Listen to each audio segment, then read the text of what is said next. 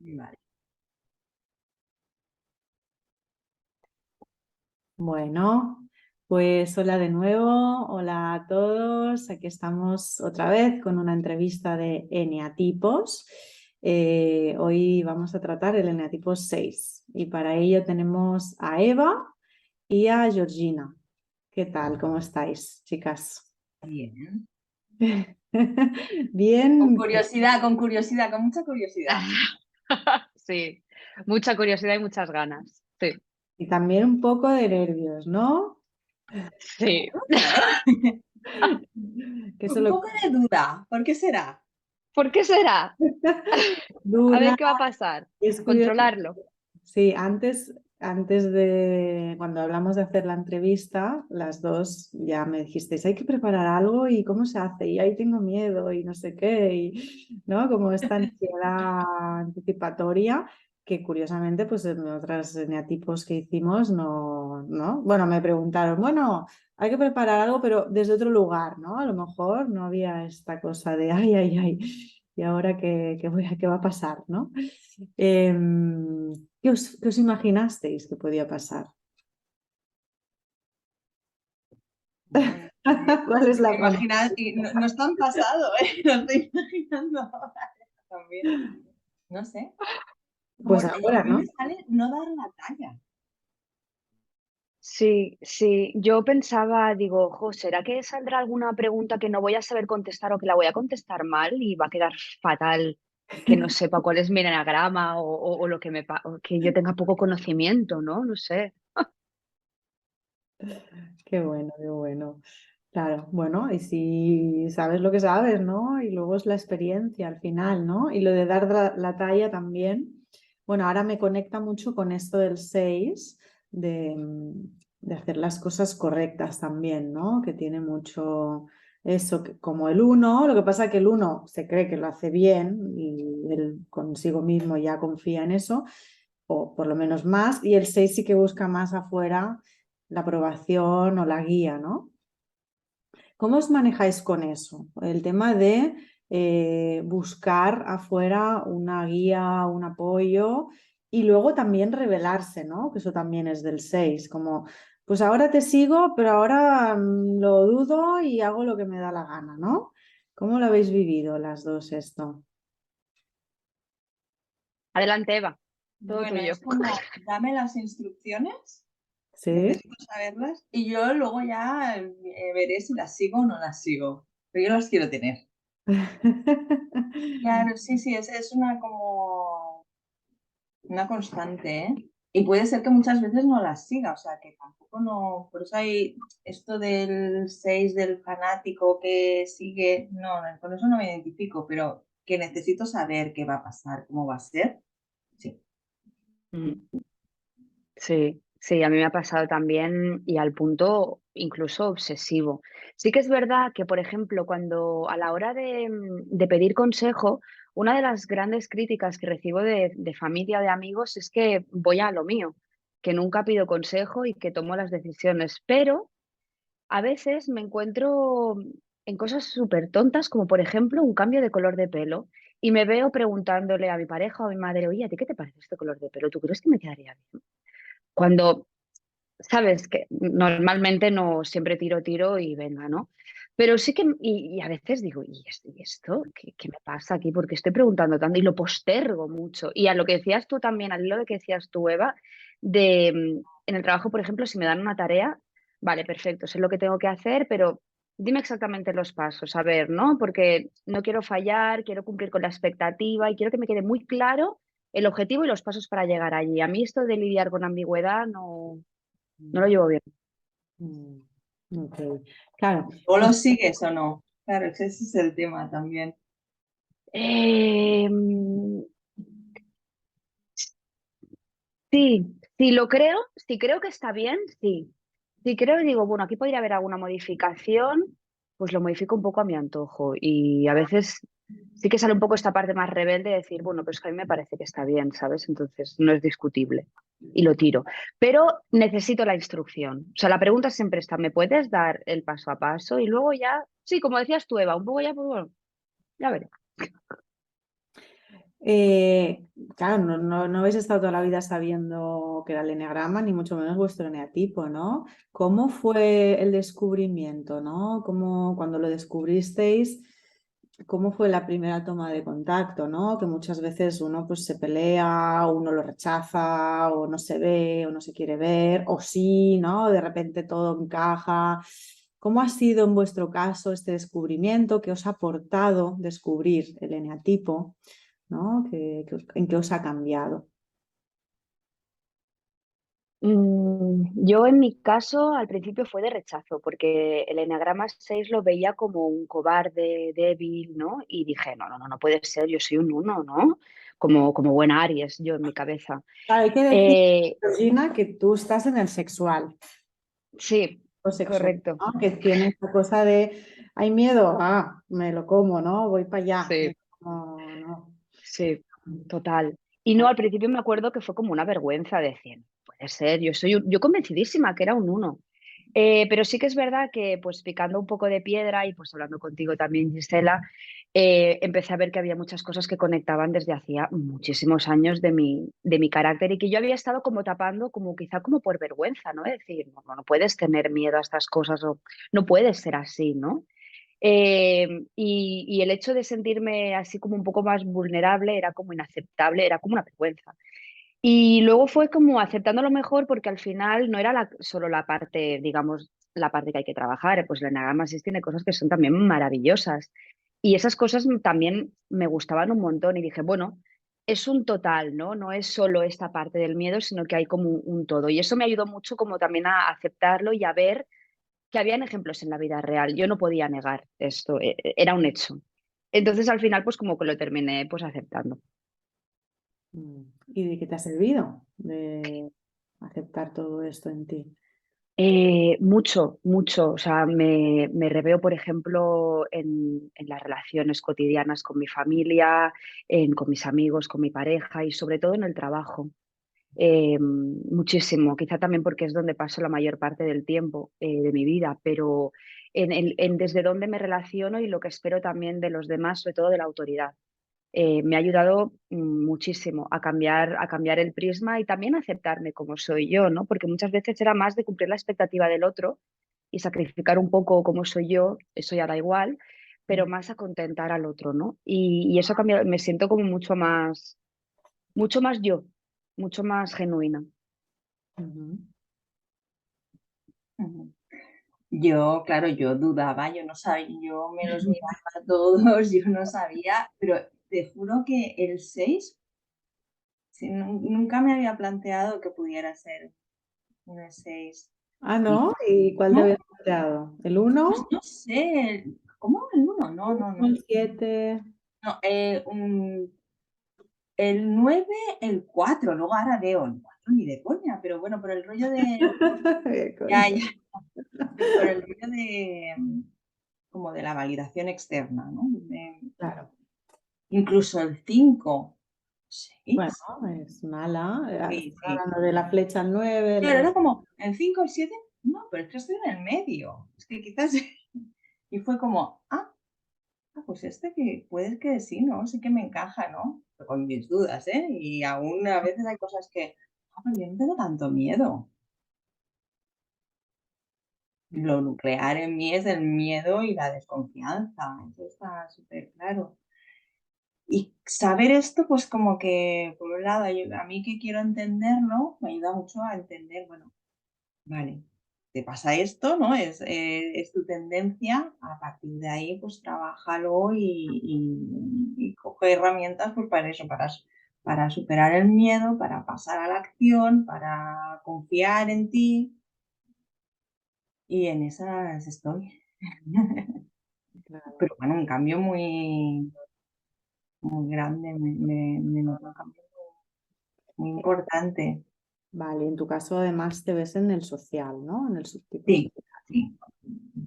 Claro, si me dijeras con 6 conservación, ay, no, pues eso sí me gusta. Es verdad, es verdad. Bueno, ¿No? bueno, al final, Porque yo tampoco soy muy catastrófica en realidad, sí que pienso mucho en escenarios y tal y controlar, pero no siempre con una visión catastrófica, en eso no me identifico. Bueno, sí que estaría más el conservación, ¿no? Como más angustiado, más miedoso, por decirlo, ¿no? De los tres, claro. Y el tema de la duda, ¿no? Que habéis hablado, sobre todo tú, Eva, ¿no? El tema de la duda como muy presente. ¿Cómo hacéis para salir de ahí, de ese bucle de la duda?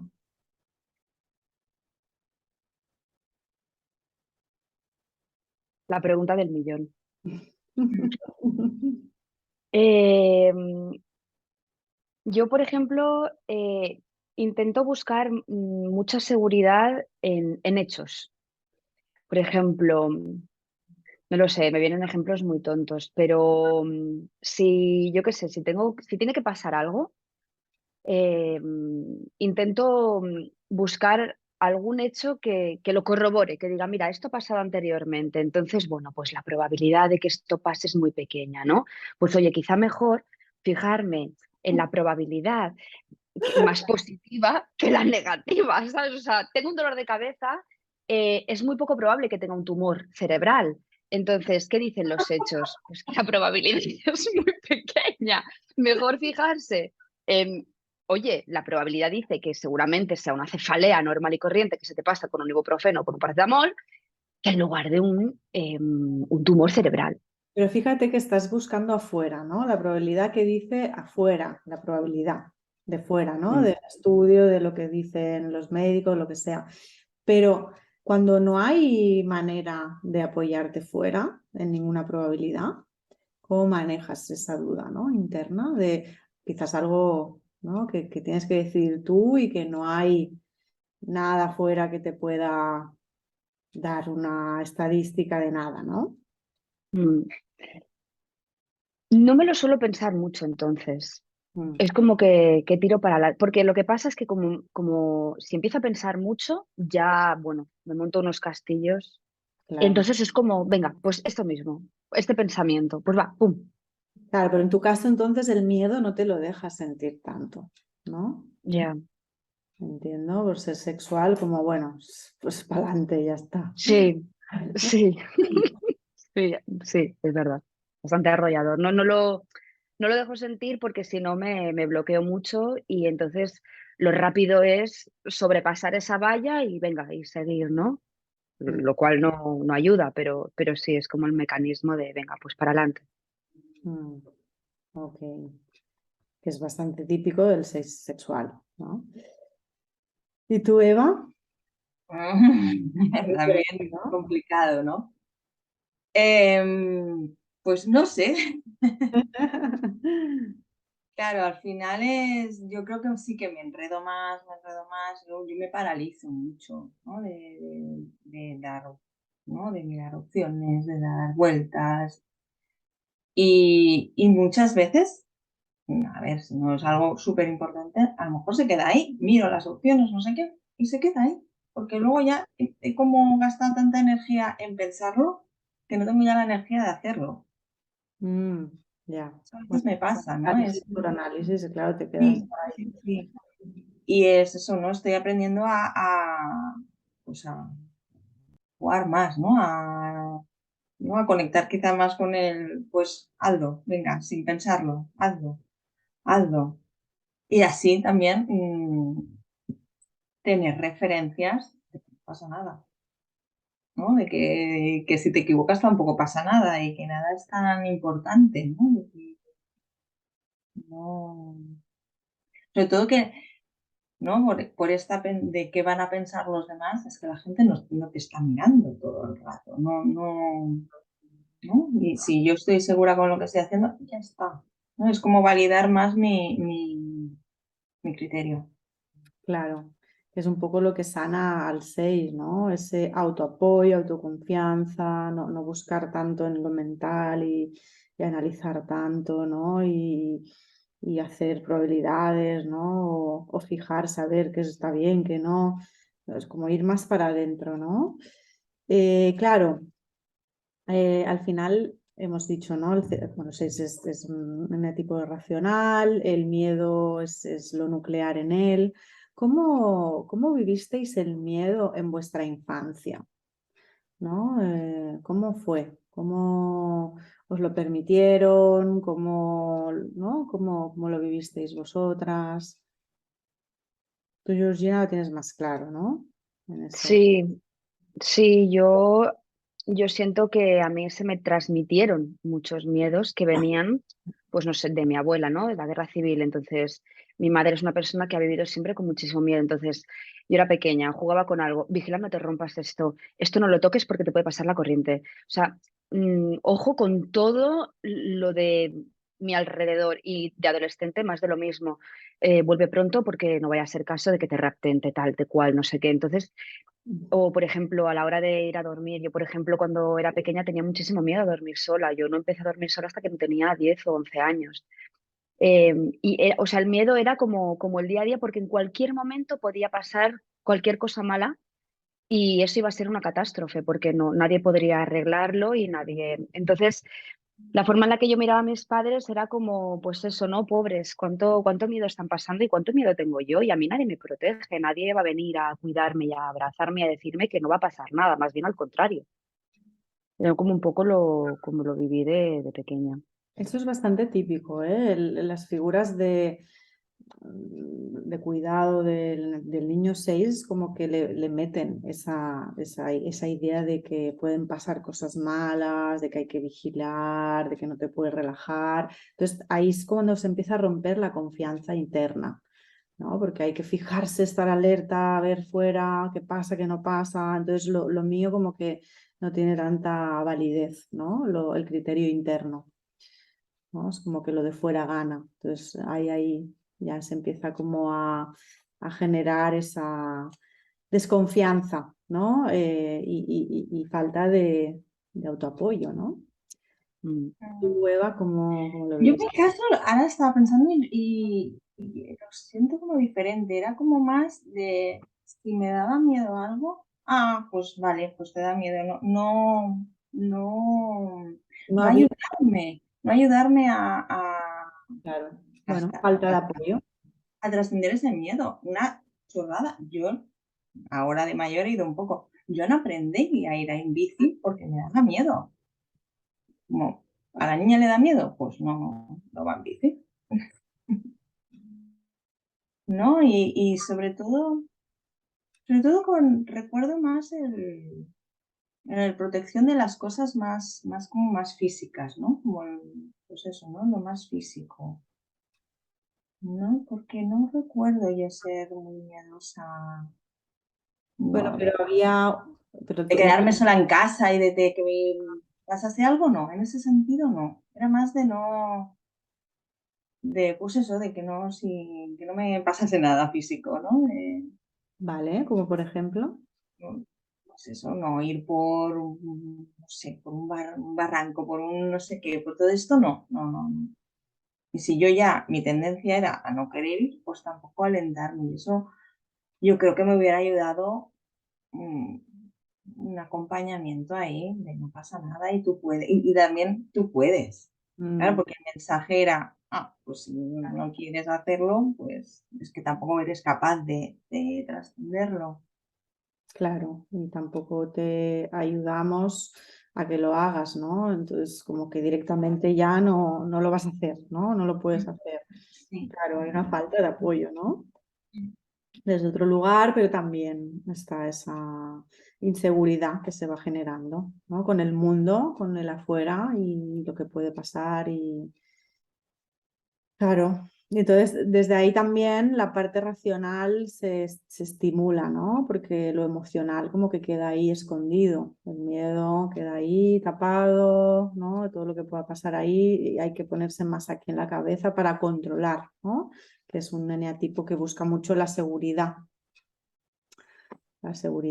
y el tener todo bajo control, ¿no? En cuanto a relaciones de pareja, ¿sí? O sea, hacemos un salto. ¿Cómo, cómo diríais, ¿no? Que vuestro eneatipo, que todo esto de lo que estamos hablando influye y afecta, ¿no? Para lo positivo, para lo negativo. ¿Cómo os habéis visto ahí respecto a vuestro eneatipo, ¿no? poco el tema sobre todo de tomar decisiones, ¿no? Como hacértelo venir de alguna manera, ¿no? De siempre intentar que sea el otro, ¿no? El que tome las decisiones. Vale, Sí, sí. Como curioso. que tú ¿no? Preparar el terreno, pero no dar el paso, ¿no? Y que sea la otra persona siempre. ¿En tu caso, Georgina, también? ¿O tú al ser sexual no has visto? No, yo quizás soy un poco más marimandos Mm, aquí. Intento, claro, buscar un poco el consenso, pero bueno, me sale un poco esta parte más, un poco más agresiva. Em, en mi caso ha sido buscar un poco la seguridad. Y siempre un poco pues como desde el miedo, ¿no? De pues no quiero que me deje, entonces pues tengo que cuidarle mucho. ¿Qué pasará si me deja? ¿Y qué pasa si me quedo sola? ¿No? Entonces, eh, no sé, hay como una contraposición, porque luego por otra parte como que me gusta ser como súper independiente, pero ese miedo está allí. Y una forma de como de balancearlo, de llevarlo a lo positivo, que siempre intento pensar es que, bueno, lo que decías tú, Eva, ¿no? Lo de la validación, de que yo por mí sola valgo lo suficiente, que tengo que tener esa confianza conmigo y que cuando la tengo, no me hace falta que venga alguien con su capa a protegerme o con su escudo, ¿no? Por si me pasa algo. Pero en tema de decisiones, ves, por ejemplo, a mí eso no me suele pasar. Me suele pasar más que me hago más chiquitina, pero he conseguido, ves, como a través del tema del eneagrama, de ver y de sacar esa parte y decir, vale, oye, no pasa nada. Cuando estás confiante y cuando estás al 100%, todo sale bien y me acojo a eso. Y entonces el resto sale muchísimo mejor porque entonces la otra persona no se siente con esa carga o con esa responsabilidad o con ese agobio de decir, ostras, tengo que cuidar de esa persona, ¿no? Claro, sí, yo entiendo que es una carga, ¿no? Es como... Mm, Pero como que a mí a veces me cuesta, ¿no? Tomar la responsabilidad de... Si son decisiones para mí sola, no tengo ningún problema, pero cuando influyen a más gente, ¿no? Como aquí me sale lo social, pues ser yo la que toma la decisión de que va a influir toda la familia, mm. pero la decisión puede ser elegir un restaurante, no lo sé. Una cosa tan así, prefiero no ser la responsable. Claro, porque el tema de la culpa, ¿no? Ahora que hablas de responsabilidad, también es muy de seis, ¿no? Es muy de que haber hecho mal, que he hecho yo, ¿no? Porque es esa cosa de la desconfianza también en uno mismo, ¿no? ¿Cómo lo lleváis en la relación?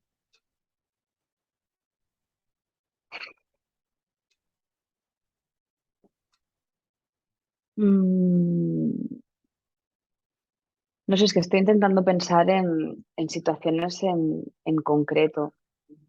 Sí que es verdad que cuando miro para atrás, por un tema, no sé si es un tema de orgullo, de que a mí me costaba mucho aceptar que yo tenía la culpa de algo y entonces todo lo que viene después como consecuencia de lo que sea, ¿no? Pues pedir disculpas o aceptar que le he hecho daño a alguien y demás, era como girarle, darle la vuelta y entonces yo pues no tenía culpa, yo quedaba como impune.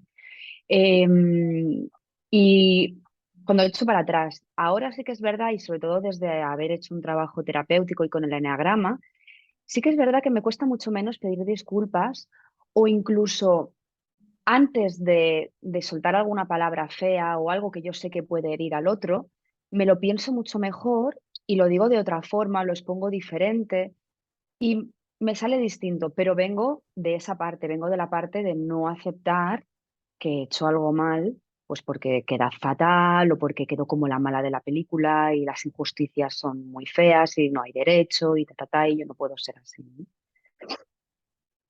Claro, pero en tu caso sería más, pues eso, ponerla fuera, ¿no?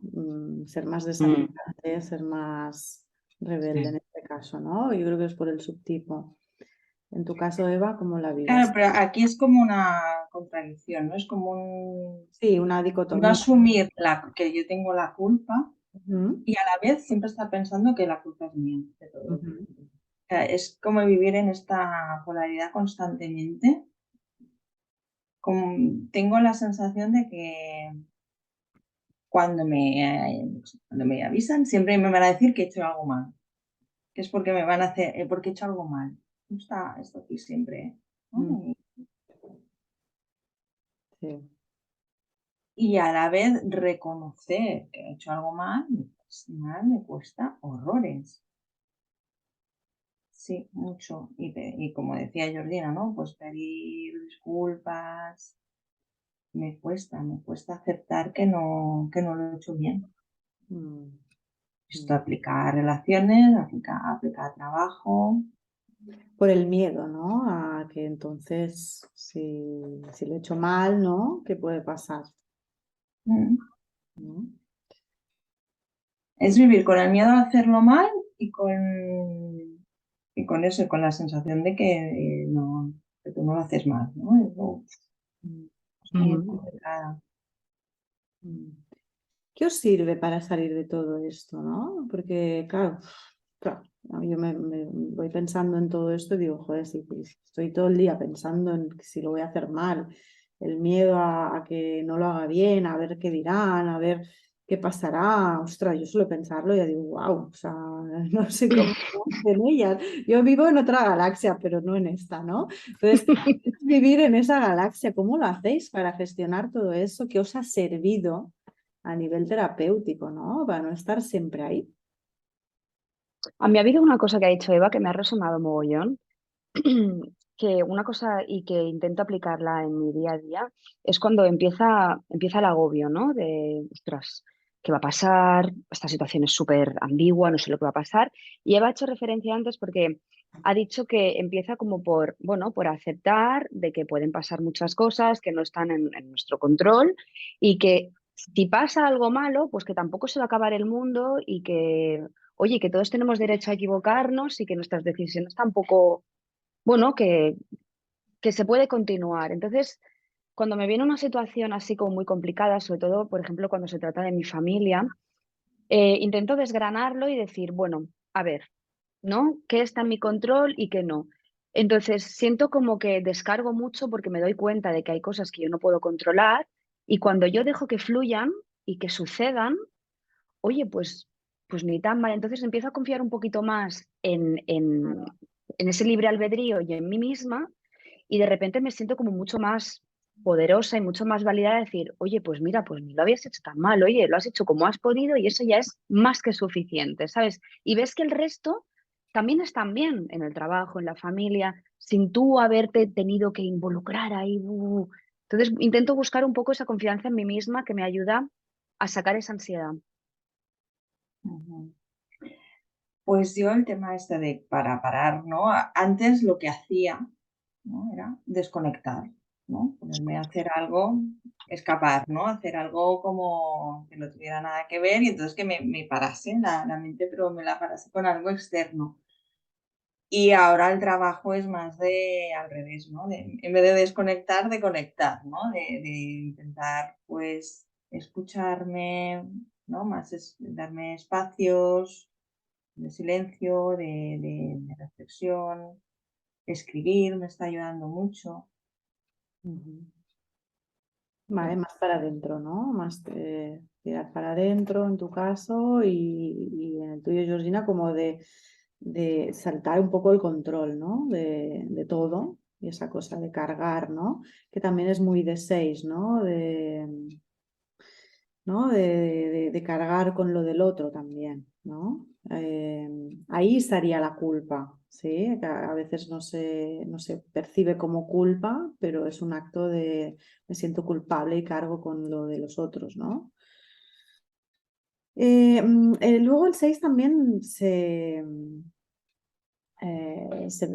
ve mucho por su juez interno, ¿no? Porque hay un juez interno muy fuerte. ¿Cómo lo vivís? ¿Cómo lo veis, ¿no?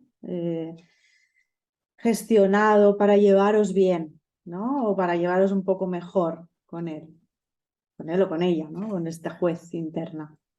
El juez, ¿eh? La, ¿eh? Todo el día ahí. Tin, tin, tin. Sí, sí. Además, yo recuerdo una cosa súper, siempre la recuerdo con mucho cariño. En ese momento para mí fue muy impactante, pero de las primeras sesiones que tuve de terapia con Gisela me acuerdo que una frase fue, es que tienes una maltratadora dentro. Y dije, pero ¿qué dice esta mujer? Por dentro pensé, ¿sabes? Y la verdad que después, pues con el tiempo es verdad, porque es esa voz de, lo has hecho fatal, qué vergüenza, esto que no se vuelva a repetir. Y entonces dices, ostras, vaya carga vivir así, ¿no? Siempre midiendo mucho lo que dices, lo que haces, porque no vaya a ser que la líes o que alguien se sienta mal, ¿no? Y vivir así ha sido realmente una carga muy bestia que a mí me ha anulado completamente. O sea, y además es que en mi caso, este juez interno estaba súper mega polarizado hace 3, 4 años. Mm. Eh, Se denotaba muchísimo. Entonces, sí que es verdad que con el tiempo y conociéndome mucho mejor, el permitirme hacer errores o ser vulnerable y sentirme bien con eso, que no pasa nada, me ha ayudado un montón porque pues no pasa nada, no siempre uno puede ser perfecto o hacer el bien o lo que es correcto o controlarlo todo. Mm. Entonces aceptar eso me ha ayudado mucho. Mm. Cuando dices que estaba muy polarizado, ¿en qué sentido? Que estaba Pues es que me iba de un extremo al otro, o sea, super o juez. era, sí, o era una niña buena, que todo es, ¿no? O sea, muy bien, perfecto, bien hecho, así es como se hacen las cosas, así es como tiene que ser. A la sumisión, ¿no? Y Sí, autoridad, por decirlo, sería algo así. sí, Vale. sí. Ok. ¿Y tú, Eva? Y es que además ahora estaba pensando que, claro, como súper mental, ¿no? Además que puedes estar en cuatro cosas a la vez, Juicios. Cuatro juicios. juicios y estar como aquí, allí, en tal, analizando, metaanalizando, y entonces como, es estar muy, ¿no? Aunque que haya silencio, es difícil, ¿no? Y claro, claro, para mí aún es estar trabajando de rebajarle la voz, ¿no? A este juez, o que hacerlo más amable, una voz más amable, ¿no? De que tenga su criterio, que yo también tenga el mío, ¿no? Y Mm. llegar a acuerdos, ¿no? Sería como intentar llegar a acuerdos. Claro. Luego el 6 también, a mí me llegan palabras, ¿no? Cuando pienso en el tipo 6 me llega la palabra fidelidad. ¿Cómo resuena esta palabra? Mucho, a mí mucho. O sea, eh, fidelidad incluso hasta lealtad, ¿no? Sí, De, la lealtad, exacto. sí, ¿no? De decir, bueno, lealtad pues a la pareja, a la familia, a los amigos, ¿no? A no mentir, a no fallarles, ¿no? A hacer el bien. Claro, va Y enlazado, ¿no? Va enlazado otra vez a esa cosa de hacerlo bien, ¿no? Moralmente, ¿no? sí, Y que confíen sí, en mí, ¿no? Como sí, el otro confíe, entonces tengo que ser súper leal, ¿no? sí, sí, Mm. sí, sí. En el trabajo también, por ejemplo, o sea, para mí es muy importante que lo que yo hago demuestre una integridad y demuestre un sentido de las cosas. Entonces, me gusta que la gente me mire como una persona íntegra, que hago las cosas por un bien, ¿no? Entonces, sí, como que no me puedo salir de este papel porque, pues, lo de siempre, ¿no? Pues es una vergüenza, bla, bla, bla. Pero sí, la fidelidad es como el hot topic, sí, es un súper mega principio, ¿no? Claro. Claro, pero entonces desde ahí vuelve un poco la rigidez, ¿no? De cómo tiene que ser. Entonces, ¿cómo hacéis, ¿no? Las dos, en este caso ahora que estás diciendo tú, Georgina, que es como que es un, vamos, es lo más, es la fidelidad. Joder, si alguna vez necesito cambiar de opinión, romper un pacto, romper un compromiso que implicaría romper un compromiso, ¿no? Cambiar de opinión o verlo diferente o querer hacerlo diferente, ¿no? ¿Cómo juegas eso? Porque, claro, ahí es la fidelidad contigo misma, ¿no? Versus el compromiso que puedas tener con el otro, ¿no? Y ahí entra todo lo que hemos hablado, la culpa, el hacerlo bien, el hacerlo mal, el que van a decir, ¿no? ¿Cómo lo juegas eso? O no te lo permites, o te cuesta cuando eso surge. Me cuesta mogollón, me cuesta, y lo reconozco, es algo que me cuesta mucho. Sí que es verdad que justo también lo decía Eva ahora, ¿no? De meditar y de escribir, sobre todo cuando releo las cosas y veo que inconscientemente muchas veces cambio de opinión eh, de una forma natural, ¿no? Orgánico, sin darme cuenta. Y es como, ah, wow, pues mira, pues, oye, pues ni tan mal, ¿no? Y tampoco ha salido nadie malherido. O sea que intento como aceptarlo como algo normal sin considerarlo una alta traición a mí o a un compañero de trabajo. Intento explicármelo a mí misma como algo que es natural que salga y que no pasa nada. Por ejemplo, no sé, últimamente algo que me ayuda mucho, intento seguir algunos filósofos, intento leer un poquito por aquí, porque me ayuda mucho a aceptar que está bien cambiar de opinión, que no hay nada malo, que de hecho es algo natural, ¿no? Pero de serie no es algo fácil, soy de ideas fijas. Claro, porque es lo que dices, sería una alta traición, ¿no? Yo, Incurrir en alta traición es un delito muy grave. El juez. Qué va. Total. yo el tema de la fidelidad lo entendería también como coherencia, ¿no? Mm, Ostras, si haces esto, no puedes ser también lo otro, ¿no? Y ahí es como muy de darte permiso a la flexibilidad, ¿no? Yo creo que, ¿no? La fidelidad, en este sentido, la fidelidad estaría en contraposición como flexibilidad de que, ¿no? De que no le haces daño a nadie, no te haces daño a mí por hacer una cosa diferente a lo que tú te habías ahí como que era súper lo que tenía que ser, ¿no?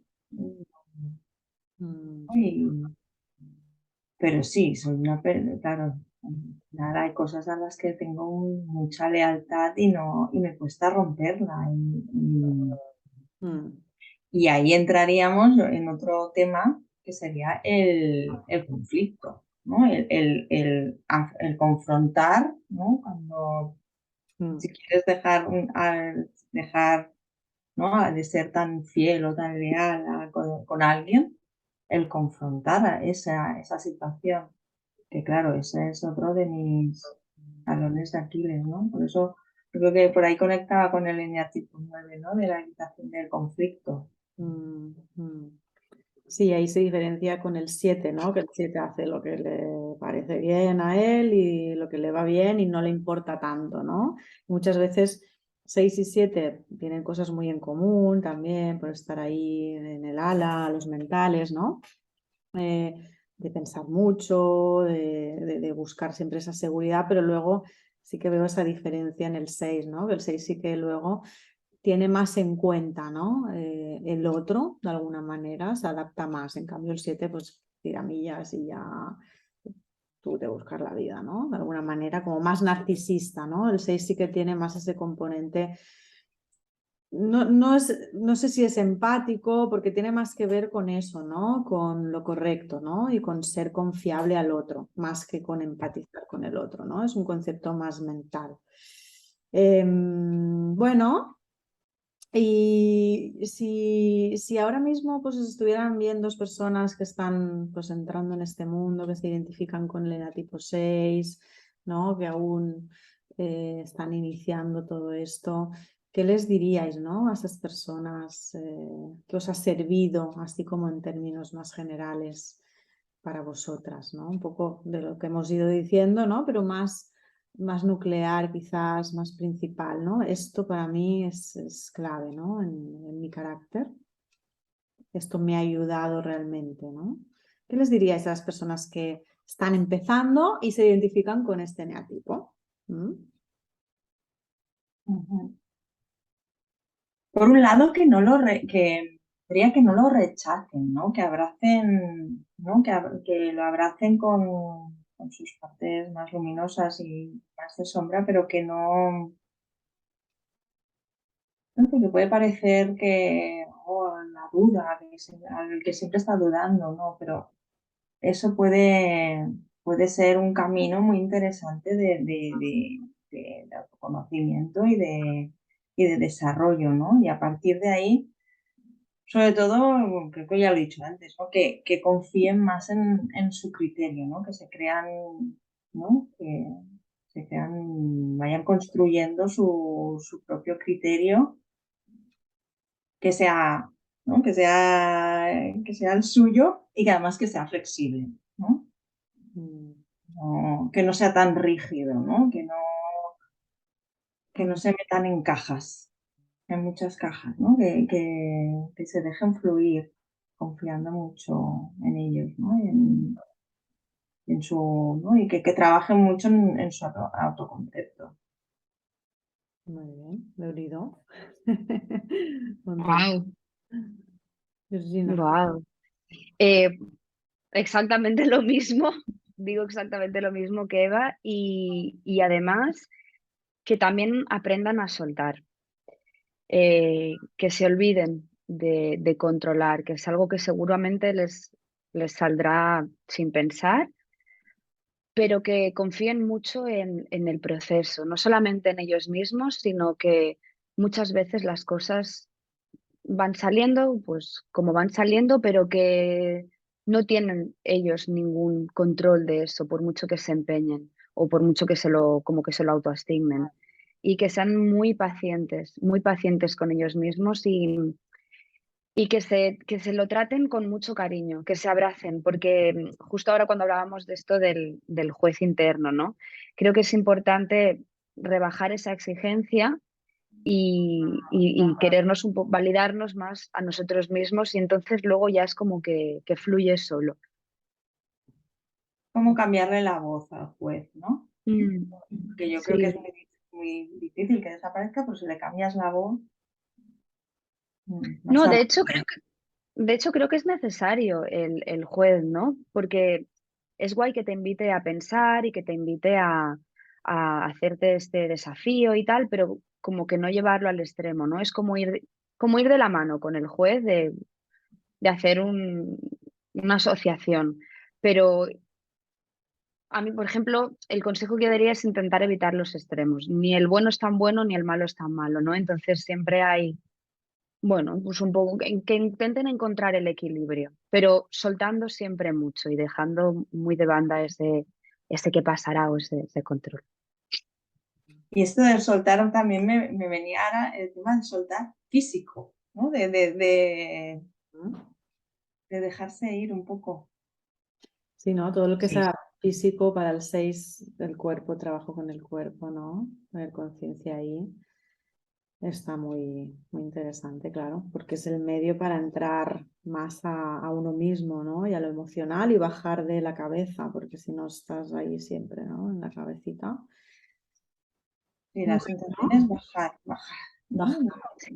Mm, Sí, porque a mí, por ejemplo, cosas muy sencillas, ¿no? Por ejemplo, un ejercicio de meditación que no tiene por qué durar ni 20 minutos, me cuesta muchísimo, porque así que empiezo, me empiezan a venir cosas a la cabeza, bum, bum, bum, entonces siempre me voy a lo mental, pam, pam, pam, pam, y es como, a ver, vuelve otra vez, página en blanco.